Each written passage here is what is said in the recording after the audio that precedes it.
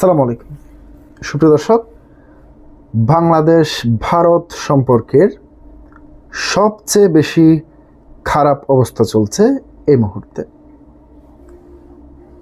প্রিয় দর্শক, আপনারা 5ই আগস্টের পর থেকে যদি একটি বিষয় লক্ষ্য করেন, সেটি হচ্ছে বাংলাদেশ ভারত সম্পর্কের সবচেয়ে বেশি খারাপ অবস্থা এই সরকারের সময় হয়েছে।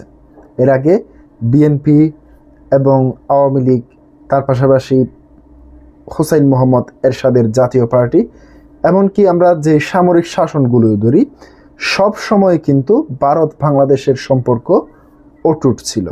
যদিও কোনো দল সরকার ক্ষমতায় গেলে সম্পর্ক একটু বেশি উন্নতি হলেও পরবর্তী সরকার ক্ষমতায় এলে এ ধরনের কোনো সম্পর্কের চির ধরানো কিংবা এ ধরনের কোনো কিছু আমরা দেখতে পাইনি। এবার বাংলাদেশ ভারত সম্পর্ক নিয়ে মুখ খুললেন ভারতের সেনাপ্রধান। প্রিয় দর্শক, তিনি কি বলতে চাইলেন? ভারতের সেনাপ্রধান উপেন্দ্র ত্রিবেদী তিনি বলেছেন, বাংলাদেশের সঙ্গে যোগাযোগের সব চ্যানেল খোলা রয়েছে, এ ধরনের বক্তব্য দিয়েছেন।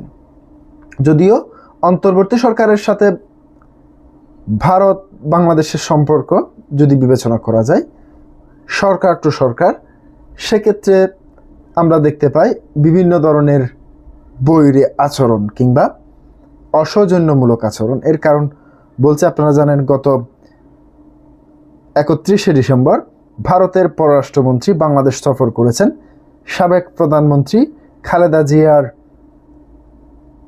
জানাজায় অংশগ্রহণ করেছেন ভারতের পররাষ্ট্র মন্ত্রণালয় মন্ত্রী, এবং তার পাশাপাশি আমরা দেখতে পেয়েছি একটি দেশের পররাষ্ট্রমন্ত্রী যখন বাংলাদেশ সফর করেন, সেখানে যে দেশেরই হোক না কেন সফর করেন, সেখানে ওই দেশের পররাষ্ট্রমন্ত্রীর সাথে একটি সৌজন্যমূলক সাক্ষাৎ হয়।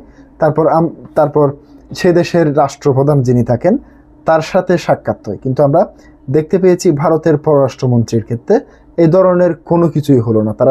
তিনি শুধু খালেদা জিয়ার জানাজায় অংশগ্রহণ করলেন এবং খালেদা জিয়ার পুত্র তারেক রহমানের সঙ্গে সাক্ষাৎ করেই তিনি আবার দেশের উদ্দেশ্যে রওনা দিলেন। যদিও আসিফ নজরুলের সাথে একটি বৈঠক হয়েছিল, সেই বৈঠকটিতে কি বলা হয়েছে এখনো পর্যন্ত সেটি জানা যায়নি।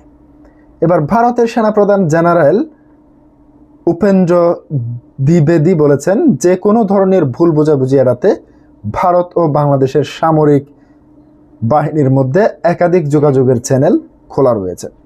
বুধবার 13ই জানুয়ারি বিকেলে নয়াদিল্লিতে সেনাবাহিনীর বার্ষিক